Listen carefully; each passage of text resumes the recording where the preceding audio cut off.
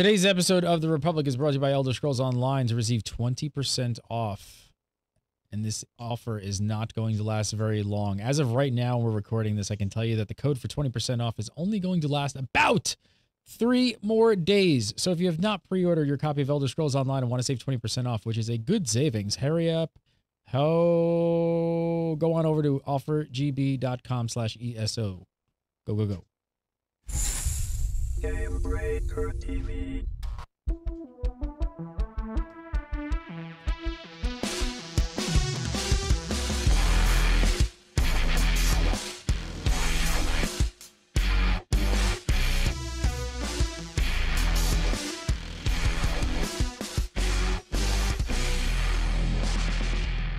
What's up, everybody? Welcome to The Republic, episode 174 from March 7th, 2014. I'm Gary Gannon, watching Game Breaker TV.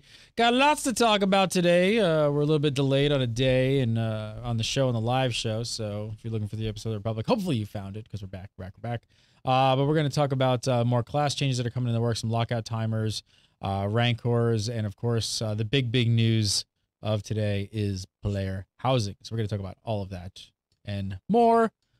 But first, for massively Mr. Larry Everett, how are you, sir? I'm pretty good. I'm excited. This is awesome news. This is really, really, really cool news. And Mega Man 2. Just saying. In case you're ever bored with our conversation, you just look down Mega and Man 2. you're just gonna look down at the bottom box and just Mega Man 2. There you go. It's a new thing we're trying. Yep. I love it. And joining us as well, Laura Williams. How are you, Laura? I'm great. Hey, guys. Oh, yeah. Halloween Jedi janitor. Yeah, Larry. I want that for my house. That's right. We need a Jedi janitor for our house. I hope that is a feature that is coming up in player housing. That needs like a soundbite. Jedi janitor! You need like an 80s theme song to it. Oh, and how about some lightning fireworks shooting up? Fireworks was good. There you go. And pink. Yeah. Of course, you got to have pink on there because it's Laura. She came up with it, so it's got to be pink. Pink lightning. Have fireworks. A little frilly apron and duster.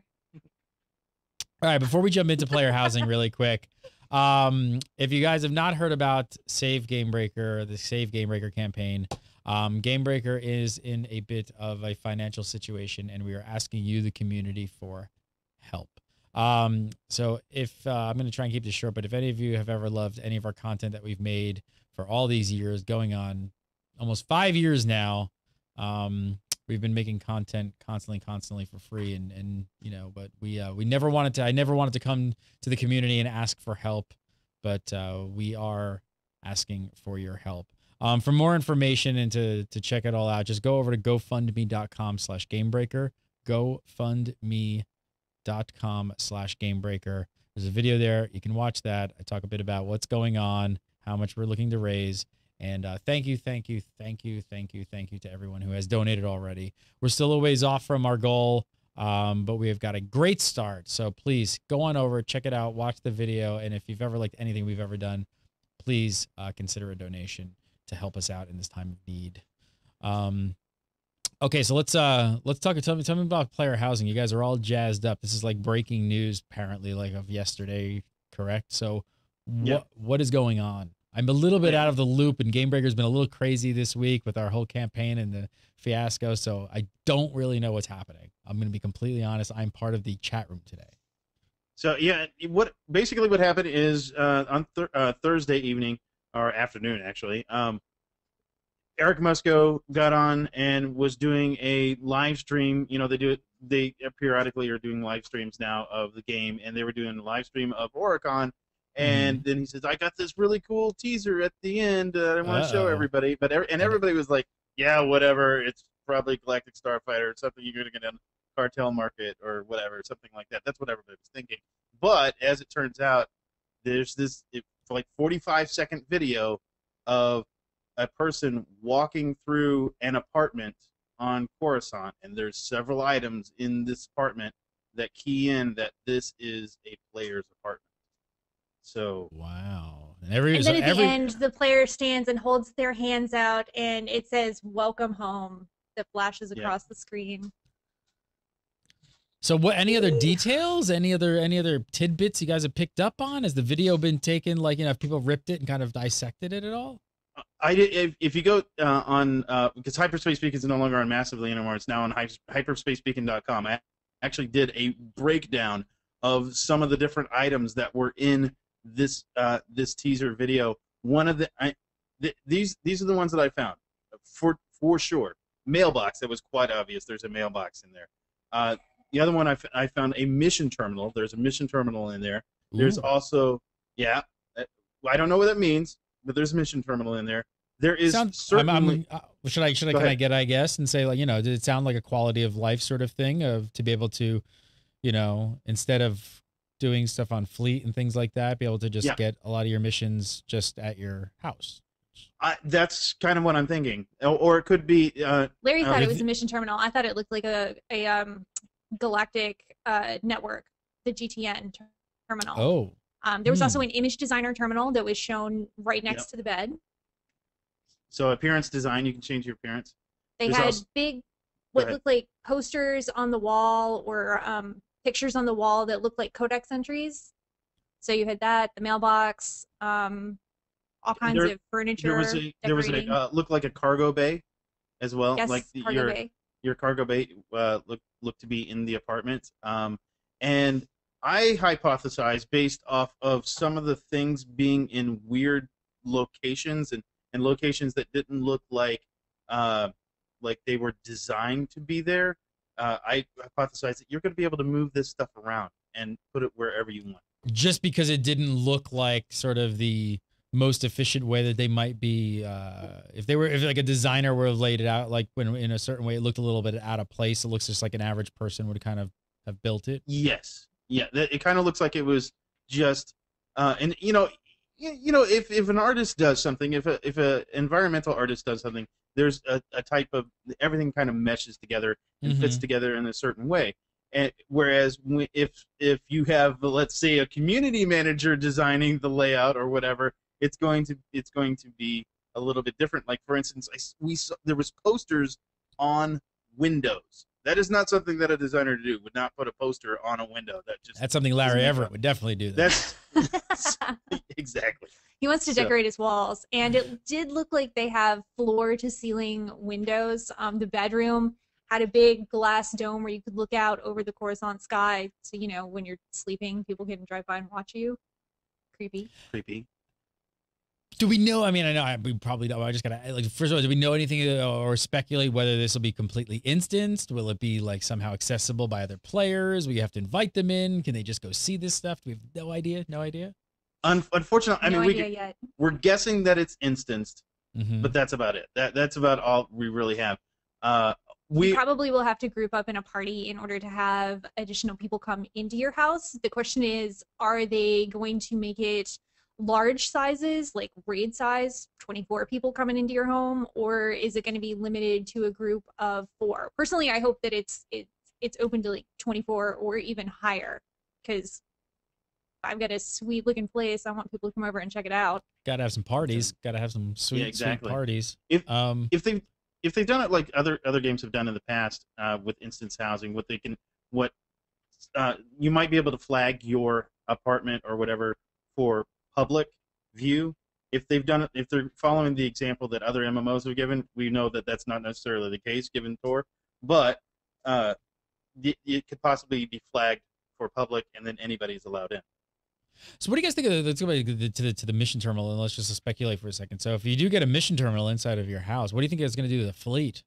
I mean, is that a good thing that they maybe like kind of get some people off of the fleet, or do you think it's going to become a ghost town? And then this is the big question people talk about a lot when it comes to player housing, and then actually adding things like this, like if you have a mission terminal, the galactic, the GTN on there, and like everything.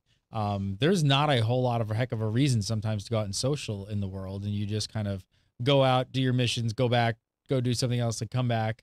Do you guys have any fear of that this could cut down on sort of the social, like, MMO aspect of the game?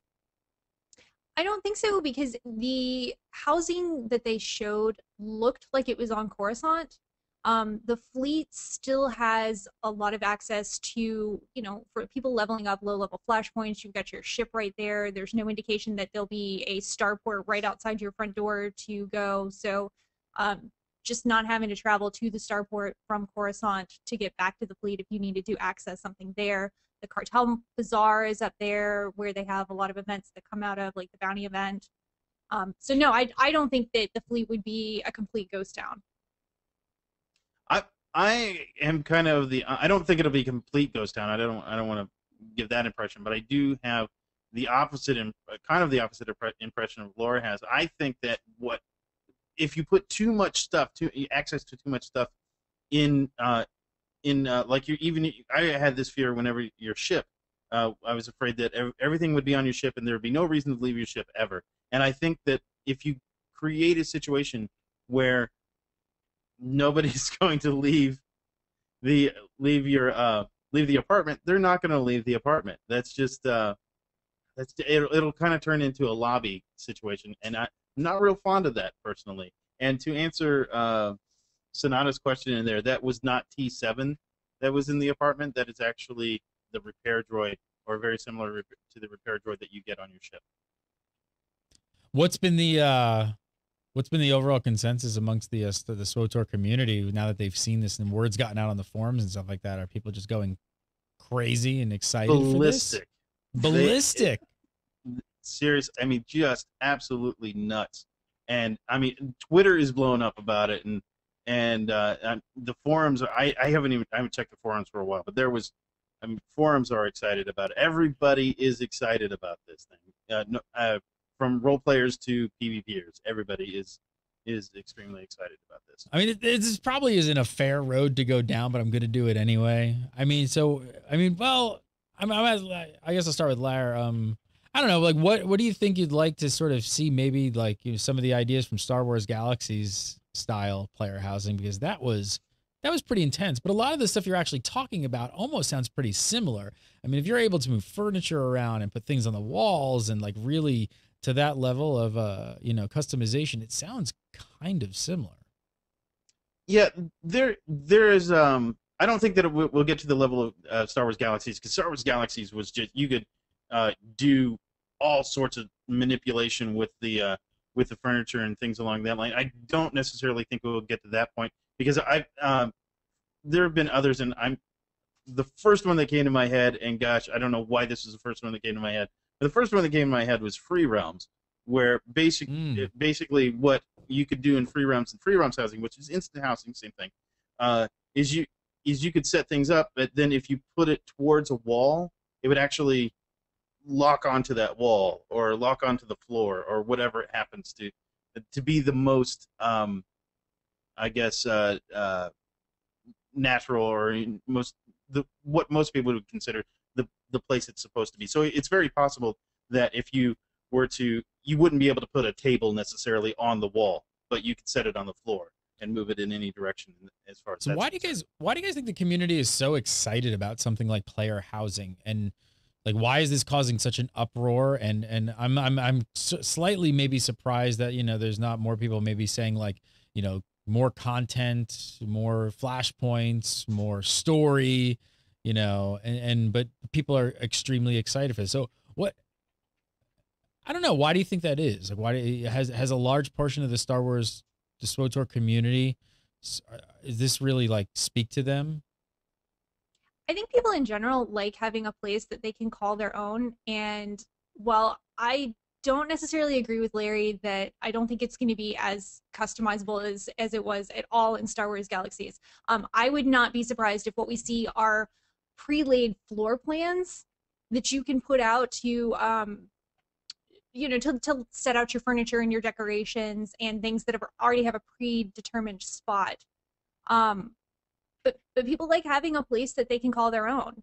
And I don't think it's everybody is super excited about it. I did see there are a lot of people that are very, very happy about this. I know role players are very happy about this, but there were also some people making the comments of, they're pushing back creating new raids and nightmare raids for something like player housing. And so there were some people that were not super excited about that. You guys got events planned? You gonna do like a guild hall and all that kind of stuff as well? We have an ERP planned for every Friday night. Sweet. I gotta get back into this damn game. What am I doing? All I know is I'm not normally excited about player housing, but I really, really want to have a little dancing Twi'lek in my living room. And that room, that house that they showed, looked like it was pretty huge. You saw at least 3 rooms. I'm thinking there's 2 more off to the side that you didn't see. I want to have my harem room in there. Rotating ERP party. It just moves to everybody's got a new pad. Swingers Paradise. That's right, Cliff. It's energetic role play.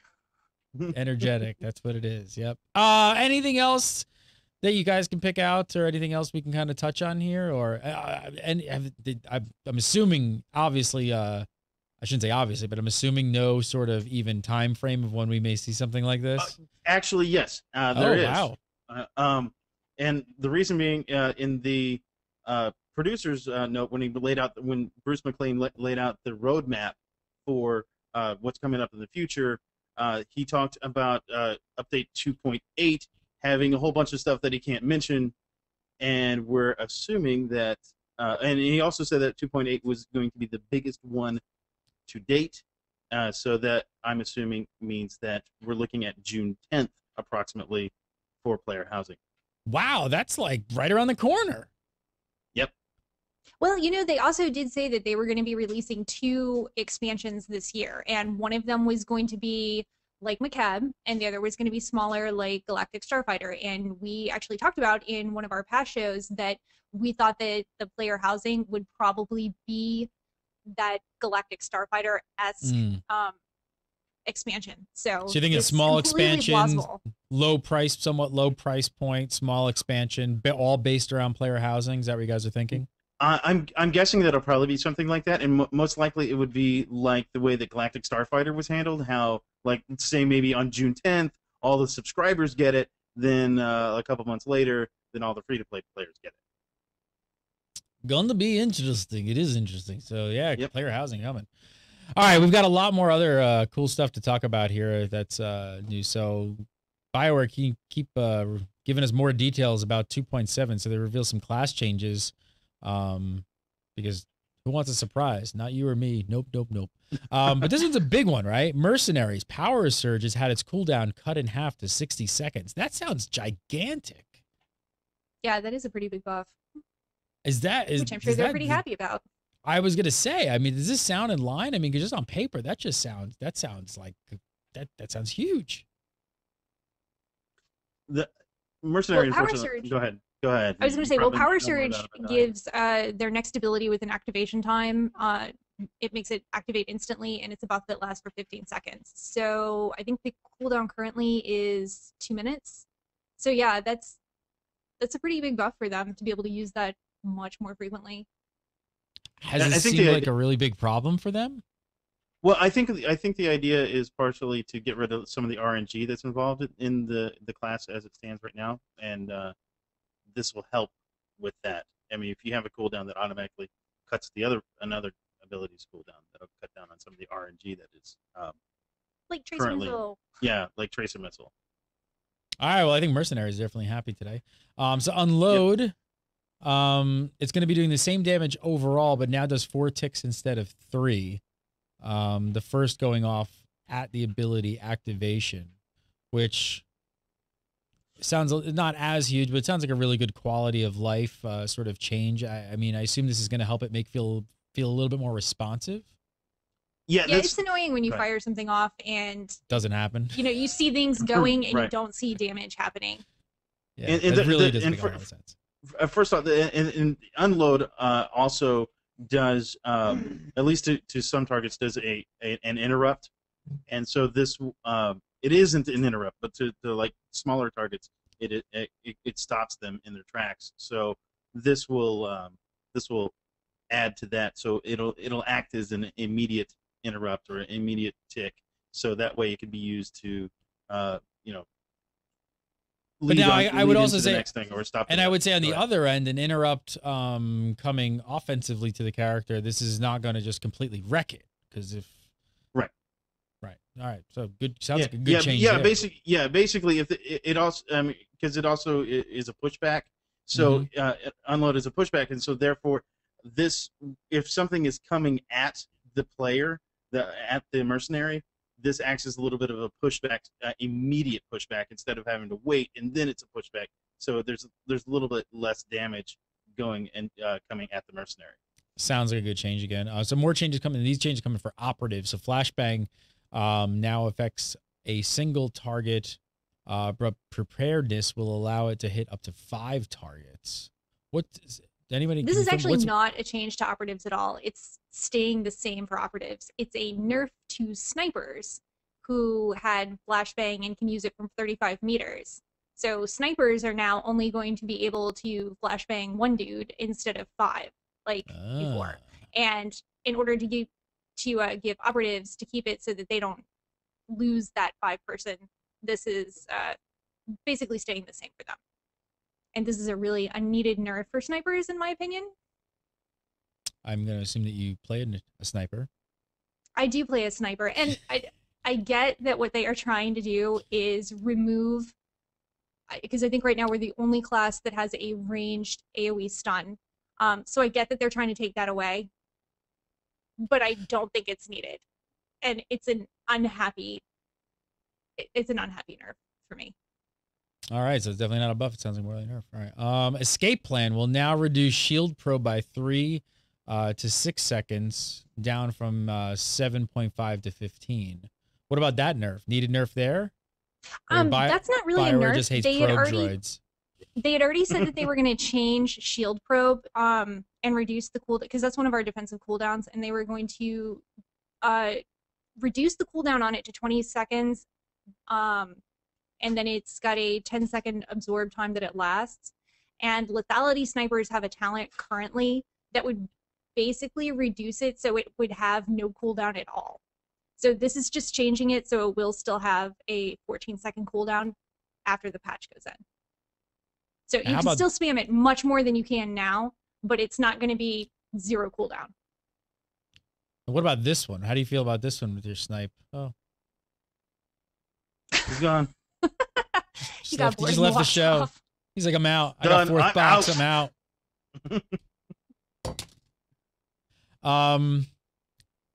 What about this? Tell me how do you feel about this one? So you've got flashbang, right? But entrench is no longer removed when you leave cover, correct?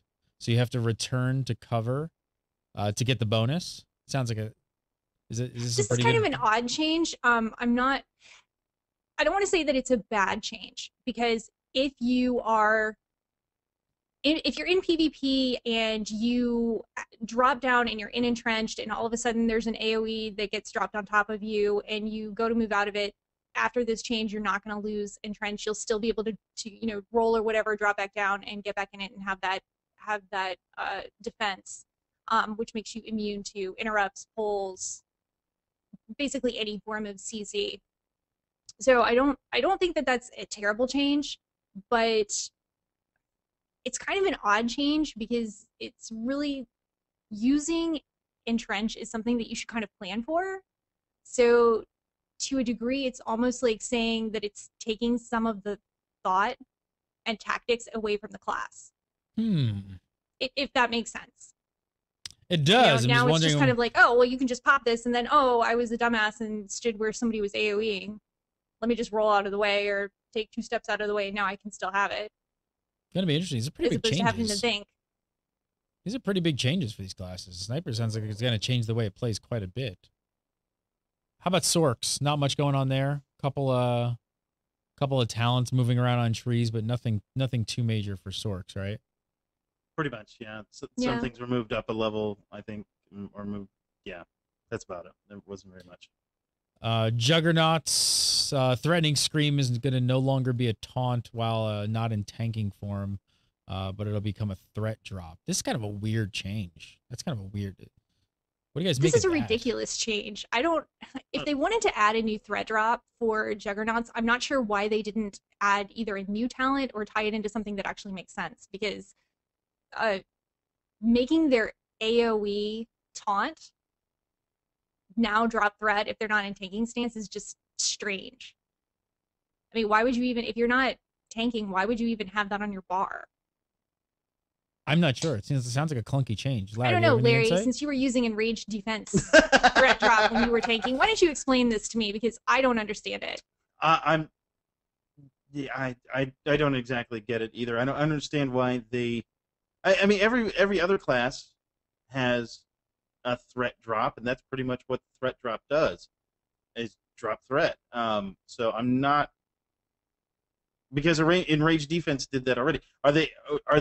See, here's the other thing: is that are they taking? Well, I know they're changing enraged defense. They're making it a little bit stronger, and they're giving it a longer cooldown. So I get that needed to go away, and that can't be used as the, as their all the time. I'm guessing. Why not just make something else that's specifically for threat drop? Why would you tie that into an AoE taunt? That makes no sense to me. I don't know. Yeah, I don't get it either. I mean, it doesn't make a whole lot of sense to me either. Because I have no words. I really don't. He's like, Larry's like, I could keep saying things. I could have words come out of my mouth, but I really have absolutely no effing idea why this is happening. So let's just. I mean, I like the idea that they're giving enraged defense and making it an actual, defensive maneuver now. But I don't understand this. Why not keep it on enraged defense? If they're good, you know what I mean? Why not just keep it on enraged defense? Why not in just whenever you're in tanking stance, it doesn't drop threat, instead of having to move it over and then I don't get it. All right, here's a few more we can talk about really quick before we end this section up. But Juggernaut's also getting some. They're getting, sounds like some nice tanking buffs. 30 seconds off the cooling of Endure Pain, and Deafening Defense will now apply its 15% damage resistance while Endure Pain is active instead of Enraged Defense. Those are pretty substantial changes as well, right? I mean, Endure Pain is now what? Now it's a 60-second cooldown. Now on a 60-second cooldown. Well, here's did Juggernaut tank need help? Is this something that people, was it really in desperate need of this? No, I think they're unless something changed in Nightmare Mode, which might be the case. But generally speaking, Juggernaut tanks, as far as defenses were concerned, probably one of the best. As far as just straight damage absorption and that kind of thing. The weakness for Juggernaut tanks, if there's really any kind of weakness with Juggernaut tanks, it's in holding threat, and none of these abilities that they're changing in here deal with holding threat. So I'm not exactly sure. I'm a little bit confused. All right, we're gonna move on and talk about some more stuff that BioWare revealed and what we can expect in 2.7. But first, I want to take a second to tell you about our sponsor. Today's sponsor of the Republic is Audible, and we want to hook you guys up with a free 30-day trial and a free audiobook just by going to the URL audible.com/gamebreaker. That's the URL you want to use. Sign up, you make an account, download the app for your iOS device, your Android device, your Kindle Fire, whatever you got. They got apps for everything, and it's audiobooks on your device. They've got plenty of Star Wars books and even Star Wars The Old Republic books. You should definitely check them out. There's a bunch here. Let's take a listen to, I don't know, let's take a listen to Annihilation Book 4 today. These are always fun to kind of just peep in and listen to. The lone remaining assassin fired off another round. Once again, it deflected harmlessly off the massive engine core. The ship's engine behind them roared to life, and the hangar's roof slid slowly open with a loud squeal as Veb prepared for takeoff. Green-skinned scumsucker better not ditch us, Gorbich spat. Your style, not his, Tepid thought. Out loud, she said, "Get to the ship." Gorbich shook his head. "I'm not leaving half our shipment behind. Get rid of this last assassin, and we can take our time loading up the rest of the spice." Check it out, check it out, check it out. That is book 4, read by Mark Thompson, clocking in at like 9 hours, 40 minutes. You could grab that book. That's a great one. That's a good one. That's a good one for this new stuff that's coming off the PTS, because the main character in that is Theron Shan, however you want to say it, and he's the main character in Annihilation. He's also one of the main characters in the new Flashpoints and storylines coming up in Star Wars: The Old Republic. So there you go. Catch up on your lores. There you go. That's book 4. You can take that one home for free. That could be yours for free just by going to audible.com/gamebreaker. Like I said, sign up, make an account. You get to use the service absolutely free for 30 days. You get to pick one free audiobook, and that could be one of yours. Of course, you can pick book 1, book 2, or book 3 before that as well. But like Larry said, book 1. Actually, I don't know if they have book 1. They stand on their own. Really, they all stand on their own. You're good. Check it out. Check it out. Check it out. Audible.com/gamebreaker. All right, let's we've got a little bit more about what we can expect in 2.7. So BioWare's giving us a little insight. In the 2 new flashpoints, it's Sith on Jedi action on the enemy's starter world. Is that correct? Yes. Exactly right. How's this I love them. I played through both the Imperial side. I played through. I haven't gone through the Republic side yet, but the Imperial side I played through a couple times, and I love them. I think they're incredible. They're tactical. They're tactical ones, so they're made for the lower levels, you know. Mhm. But what kind of levels? No. well, they don't have a hard mode yet. Do they have a hard mode? No. It's 55 only. Oh. It's tactical in that you Oh, don't they have. Okay, need never mind. preset tank, healer, 2 DPS. It will take whatever the first 4 people that it can queue together, it'll throw in there. But yeah, it is That's not right. I'm sub sorry. 55. Yeah. Sorry. That's the So other what ones. level? So what level is this one set up for? It's 55. It's 55. Oh, it's 55. Okay. Sounds like they're a lot of fun though. They're really well put together. They are. It's really neat. I have done the. And these are. Let me just Python clarify. one These are twice. instance flashpoints we're talking about, right? Yes. Mhm. Go ahead. Sorry. Yeah. Imperial side, the first one that you go through is if you're following the storyline, you go to Tython and you destroy the Jedi Temple. How cool is that? It is cool. I got to kill Liam Dentry, that stupid Jedi trainer Yes, with all the that was the combat best part. simulations. That was the best Yeah. part. I got to If- smack that dude in the face. It was awesome. Yeah, if you've ever played through Tython, the guy that sends you after wave Go kill after this wave, droid. yeah, Okay, go kill this these droid. droids. You go okay, out go and- kill some more Oh. droids. Oh, And- this is a really challenging droid. Yeah, that guy. And as an Imperial, you get to kill him. Spoiler alert. Everybody's happy. Just not a spoiler And alert. well, Republic side, they get to kill Lord Renning, who is the one that sends you Empire side to go get the Tukata brains. So Yeah. you guys get Do to you kill guys- an annoying NPC as well. Do you guys think at all that there'll be any changes to the open world of both zones? Do you think there'll be any changes like that? If they did, they would have to use phasing technology. Yeah, I don't think that they would go back and destroy the world without having some major phasing going, because that would completely screw up the class storylines. Tell me a little about that. Tell me, you talked about this tying in with the Audible book. So what do we know about the 2 new main characters being introduced in these flashpoints?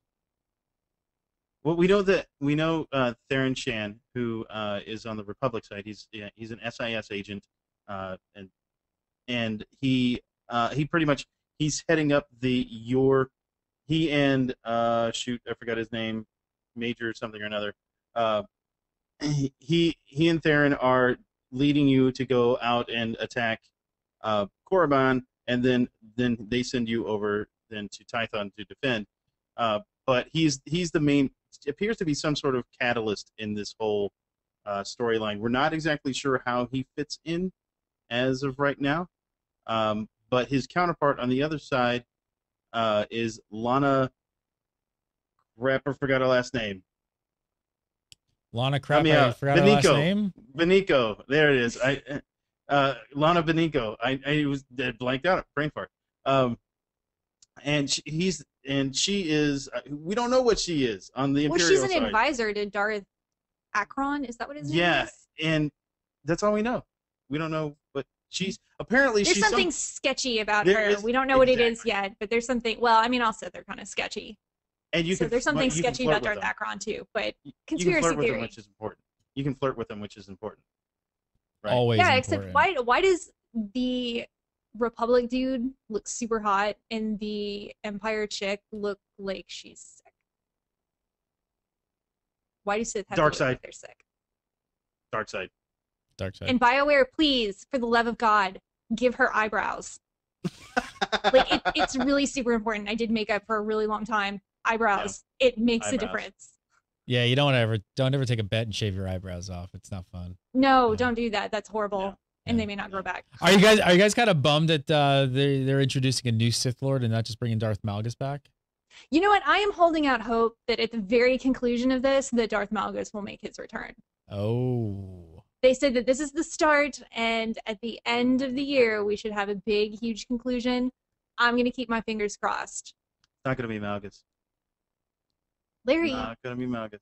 why do you shatter Larry? my Why dream? are you so sure? You just seem so confident. What? Why are you going to do that? It's going to be the Emperor. The Emperor's coming back. That's The Darth Emperor's- Malgus. The Emperor is Larry. Darth Malgus. You heard it here first, ladies and gentlemen. The Emperor is Darth Malgus. Oh, All right, yeah, last Jason. up I was this going to say, week. Jason in chat, Snape kills Dumbledore. Just, throwing for the spoilers there. We got to look at some new Galactic Starfighter map, which looks pretty awesome. Got some pretty cool screenies here. Looks great. Again, it's amazing the response of the players when the developers give them what they want, isn't it? I mean, these are amazing. Why are we in love with this? Because this is the Empire versus the Republic, and this is the game we bought, right? That's the game we bought. When 2 years ago we bought a game that was Empire versus Republic, and that's what they're giving us. Look at And that I'm space ex- station on fire in that last pick. Yeah, they look great. No, it looks awesome. Yeah, it's amazing. So these are coming in this is all 2.7. Mm-hmm. What are we on track for 2.7? What's our prospective date? 2.7 is coming on April 8th. April 8th, so right around the corner. So all Yep. this. a month. Lots and lots of cool stuff coming up. Laura Williams, always a pleasure. Oh, Follow well, thanks her for on Twitter having me. at Voidminx, VOIDMYNX on the Twitter. Hit her up on the Twitter. Say hello, follow her. And right here on the Republic, which is usually on Thursdays now at 6, but we're just a little late this week. Larry Everett, the Hyperspace Beacon, now living on hyperspacebeacon.com. Yep. You dissected the video beyond belief, and everybody should go there right now and did. check it out. Absolutely. Check that out. And I still do my Tuesday column too. So every Shake it, shake it, Tuesday. shake it. Go over to Massively for the Tuesday column, and of course, go over to hyperspacebeacon.com. You can follow me at Gamebreaker TV, facebook.com/Gamebreaker TV. Follow me at Gary Gannon. And one quick thing I keep forgetting to mention, really quick, for those of you who we with all the Save Gamebreaker stuff going on, we've been reading all the comments and all the suggestions, and one of them that's one of the community members made to us that we implemented was they wanted a Facebook feed just for video game news, and that's all that they wanted, and we implemented that already. And if you want to follow that page, that is facebook.com/GamebreakerGame. Facebook.com/GamebreakerGame.